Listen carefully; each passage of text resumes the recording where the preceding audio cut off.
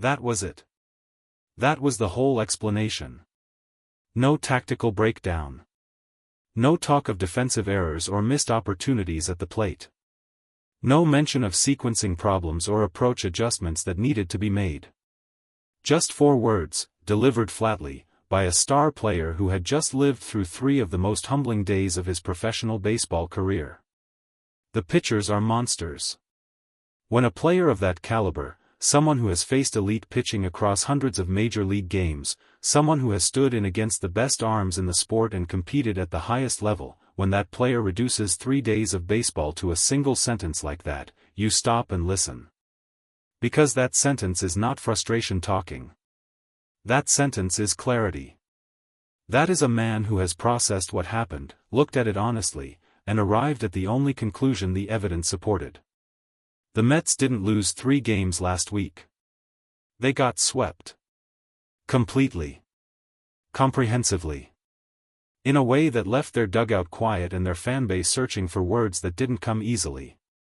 And at the center of all of it were 2 names that the rest of baseball has been learning to fear for very different reasons, in very different ways. Yamamoto. Ohtani. 3 games. 3 losses. 0 margin. This is the story of how it happened, and what it means. That's the part that makes a sweep like this so difficult to process. It wasn't a surprise. The Mets organization had prepared. Their coaching staff had spent hours reviewing footage, breaking down tendencies, building an approach for each pitcher they would face across the 3-game series. The players had done their homework. They had walked into that first game informed, prepared, and ready to compete. Preparation, however, has limits. And those limits become very visible very quickly when the pitcher on the other side of the equation is Yoshinobu Yamamoto. Yamamoto opened the series, and from the moment he stepped onto the mound, it was clear that the Mets' preparation, however thorough, had not fully accounted for what it actually feels like to stand in the box against him. There is a difference between watching film of a pitcher and facing him in a live game. Film shows you the pitch shapes. Film shows you the release point, the spin rates, the movement profiles. Film gives you information. What film cannot give you is the experience of tracking a fastball out of a hand that hides the ball exceptionally well, recognizing it late, deciding to swing, and watching it move just enough at the last moment to turn a solid swing into weak contact. What film cannot prepare you for is the sequencing, the way Yamamoto builds an at-bat across multiple pitches, creating a picture in the hitter's mind and then destroying that picture at exactly the right moment. By the 3rd inning of Game 1, the Mets' approach had already been revised twice. By the 5th, their best hitters were simply trying to put the ball in play. By the time the final out was recorded, the damage was done. Game 1 belonged to Yamamoto. Completely. The Mets went back to their hotel that night with a familiar feeling, the feeling of having competed hard and still lost, not because of effort, but because the pitcher was simply better. Every series has a reset moment. After a tough loss, teams recalibrate. They go back to the film. They talk through what happened, identify what they can adjust, and come out the next day with renewed energy and a sharper plan. This is professional baseball. Resilience is built into the culture. The Mets came out for Game 2 with exactly that energy. There was urgency in the dugout. There was focus. The first loss stung, but a series is not over after 1 game. They had been in tougher spots before and found their way through. The roster had experience. The coaching staff had ideas. The players had pride. None of it was enough. Because Game 2 brought a different problem, a problem that, in many ways, is harder to solve than Yamamoto. Game 2 brought Ohtani. Here is what the Mets knew walking into that game. They knew Ohtani's stuff was elite. They knew his fastball had exceptional carry, that his sweeper was one of the most difficult pitches to make contact with in all of baseball, that his splitter could be devastating when he was commanding it to both sides of the plate. They knew all of this. What the numbers and the scouting reports could not fully communicate was the psychological dimension of facing him. The way the at-bat begins before the first pitch. The way his presence on the mound changes the calculus for every hitter in the lineup before they even step out of the on-deck circle. The way his reputation, everything he has accomplished, everything he represents in the history of the sport, arrives at home plate before his pitches do. Ohtani pitched with the kind of command that makes opposing managers feel helpless. Not because there are no decisions to make, but because every decision feels like a losing one. Pull a hitter who is struggling and you disrupt rhythm. Leave him in and he faces another elite sequence. Adjust the approach and risk overcomplicating what should be a simple process. There are no clean answers when Ohtani is pitching this well. The Mets star player came to the plate 3 times in Game 2. He battled. He worked counts. He fouled off pitches he had no business staying alive against. He did everything right. And he went 0 for 3 with 2 strikeouts and a weak ground ball that died in the infield grass. When he returned to the dugout after his final at-bat, he sat down, took off his helmet, and stared at the field for a long moment. No one needed to say anything. The look said everything. There is a particular kind of pain in the third game of a sweep. The first loss is disappointing. The second loss is alarming. The third loss is something else entirely. By Game 3, the Mets were not just trying to win a baseball game. They were trying to salvage something, dignity, momentum, a single bright moment to carry into the next series. Something. The pitching matchup for Game 3 did not offer relief. The rotation had cycled back in a way that gave the Mets no comfortable landing spot. The lineup tried to manufacture offense in ways that went against their natural strengths. The coaching staff made adjustments that showed creativity and genuine effort.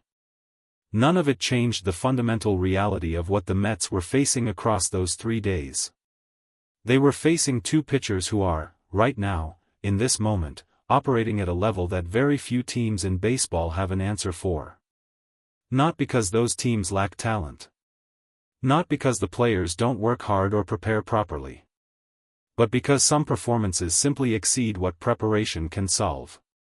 When the final out of Game 3 was recorded, Citi Field went quiet in the way that big stadiums go quiet when something decisive has just happened. Not the quiet of boredom. The quiet of impact. The quiet of a crowd that came ready to celebrate and is now processing something unexpected, something sobering. The Mets had been swept. 3 games. 0 wins. And the series hadn't even felt competitive in the way that close losses feel competitive. It had felt like a demonstration, like watching something being explained rather than contested. Post-series press conferences after a sweep carry a specific weight. There is nowhere to hide in them. 3 games have just happened. The evidence is complete. The story has been written and the only question is how you choose to acknowledge it. The Mets star player walked into that press conference with the composure of someone who has been through difficult moments before and knows that what matters is not the moment itself but how you carry it. He answered questions directly. He took responsibility. He did not deflect or make excuses. And then someone asked the question that everyone in the room wanted answered. What was the common thread across all 3 losses? What was the one thing that connected the 3 games, the 3 defeats, the 3 nights of going back to the hotel without a win? He didn't hesitate. He didn't search for diplomatic language or reach for a careful answer designed to protect feelings or manage narratives. He just said it. The pitchers are monsters. The room went slightly still. Not because the answer was surprising, everyone in that room had watched the same 3 games. But because hearing it said that directly, by someone who had been on the field living it, gave it a weight that all the analysis in the world couldn't manufacture. Monsters. Not elite. Not excellent. Not among the best in the league. Monsters. That word choice was deliberate, even if it felt spontaneous. Because monsters are not just powerful. Monsters are something outside the ordinary framework of competition. Monsters operate by different rules. Monsters make you question whether the tools you normally rely on are sufficient for the situation in front of you. That is exactly what Yamamoto and Ohtani had done across those 3 games. They had made the Mets question their tools. On the surface, it means 3 losses in the standings. It means a series that went completely the wrong way in a season where every game matters. It means a fanbase that went into a 3-game stretch expecting competition and came out the other side with questions. But underneath the surface, a sweep like this tells a deeper story about where baseball is right now. The sport is in a remarkable moment. The level of pitching at the top of the rotation has never been higher.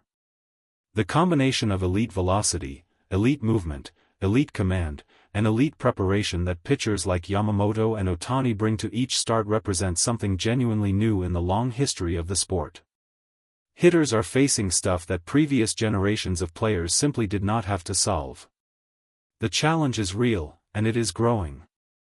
The Mets, for all their talent and all their ambition, ran directly into the sharpest edge of that reality across 3 days. They faced 2 pitchers who are not just having good seasons.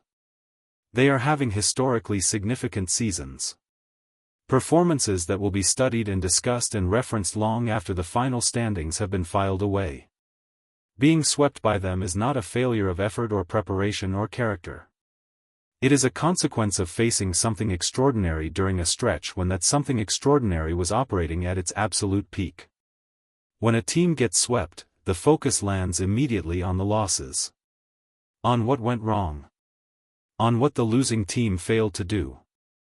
This is natural. This is how sports coverage works. What gets underreported is the competitor's perspective, the real one, the honest one. The one that lives underneath the forward summary and the quiet locker room and the long bus ride home. The Mets star player said the pitchers were monsters. But he showed up to the park all 3 days. He took his at-bats. He worked his counts. He competed. He sat down in front of the cameras after the sweep was complete and answered every question with honesty and dignity. That is not nothing. In fact, in the broader story of what it means to compete professionally against the best in the world, that is everything. Because the measure of a player, and the measure of a team, is never taken only in wins. It is taken in how they face losses. How honestly they acknowledge what happened. How clearly they name what beat them. And how quickly they reset and prepare for what comes next. The Mets are in mourning today. 3 games. 3 losses. 2 monsters on the mound. But tomorrow, there is another game. A different opponent. A clean slate. And somewhere in that locker room, the star player who sat in front of those microphones and told the truth about what happened is already thinking about tomorrow. That is what competitors do. That is the only thing they know how to do.